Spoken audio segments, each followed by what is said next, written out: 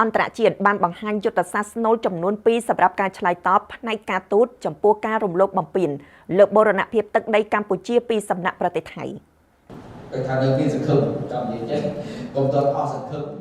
ក្នុងបទកថាស្ដីពីយន្តការផ្សះផ្សាដោយបង្ខំយុទ្ធសាស្ត្រដោះស្រាយវិវាទដែនសមុទ្រកម្ពុជាថៃដោយអនុលោមតាមអនុសញ្ញាអង្គការសហប្រជាជាតិស្ដីអំពីនីតិសមុទ្រនិងអនុសញ្ញាទីក្រុងវីយ៉ែនរៀបចំដោយរដ្ឋសភាជាតិនាថ្ងៃទី25ឧសភាលោកអានប៉ាស្ទីអ្នកជំនាញច្បាប់អន្តរជាតិនិងភូមិសាស្ត្រនយោបាយបានលើកឡើងពីផែនទីបង្ហាញផ្លូវជាយុទ្ធសាស្ត្រក្នុងការឆ្លើយតបផ្នែកការទូតសម្រាប់កម្ពុជាចំពោះការរំលោភបំពានលើបូរណភាពទឹកដីកម្ពុជាពីសំណាក់ប្រទេសថៃអ្នកការទូតអាជីពរូបនេះបានលើកឡើងពីវិធីសាស្ត្រចំនួន2ទី1ប្រើយន្តការផ្សះផ្សាដោយបង្ខំក្រោមអនុសញ្ញាអង្គការសហប្រជាជាតិស្ដីពីនីតិសមុទ្រឲ្យកាន់តែសកម្មនិងទី2ប្រើយុទ្ធសាស្ត្រការទូតសកម្មនិងការទូតបូរេសកម្មកាន់តែខ្លាំងឡើងជាមួយដៃគូតំបន់និងអន្តរជាតិព្រមទាំងបន្តអំពាវនាវយ៉ាងម៉ឺងម៉ាត់ឲ្យភាគីថៃត្រូវតែគោរពតាមសណ្ដាប់ធ្នាប់អន្តរជាតិដែលផ្អែកលើវិធានច្បាប់ធម្មនុញ្ញអាស៊ាននិងធម្មនុញ្ញអង្គការសហប្រជាជាតិលោកអានប៉ាស្ទីយល់ឃើញថា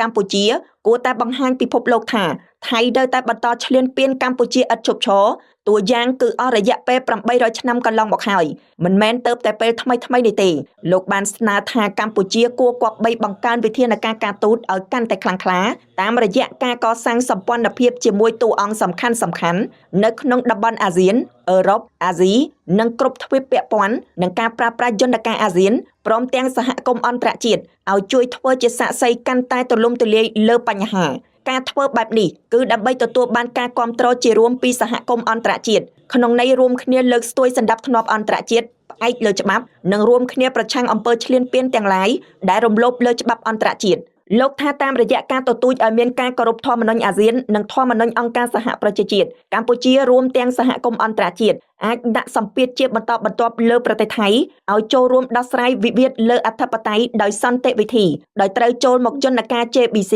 កំណត់ព្រំដែនឲ្យបានដាច់ស្រេចនិងស្នើឲ្យថៃឈប់យកលេសអូសបន្លាយពេលនិងទិញពេលវេលាតទៀតអ្នកជំនាញច្បាប់អន្តរជាតិដដែលបន្ថែមថាក្របខ័ណ្ឌយុទ្ធសាស្ត្រនេះមិនត្រឹមតែមានគោលបំណងការពារអធិបតេយ្យរបស់កម្ពុជាប៉ុណ្ណោះទេប៉ុន្តែថែមទាំងពង្រឹងសុចរិតភាពក្នុងការអនុវត្តច្បាប់និងប្រកាន់យកនៅគោលការណ៍សណ្ដាប់ធ្នាប់តំបន់និងអន្តរជាតិដែលផ្អែកលើវិធានច្បាប់ព្រមទាំងបង្កើតជាគំរូមួយសម្រាប់ការដោះស្រាយវិវាទដោយសន្តិវិធីក្រោមយន្តការនៃច្បាប់អន្តរជាតិនិងសណ្ដាប់ធ្នាប់អន្តរជាតិផ្អែកលើច្បាប់កើតចេញពីកម្ពុជា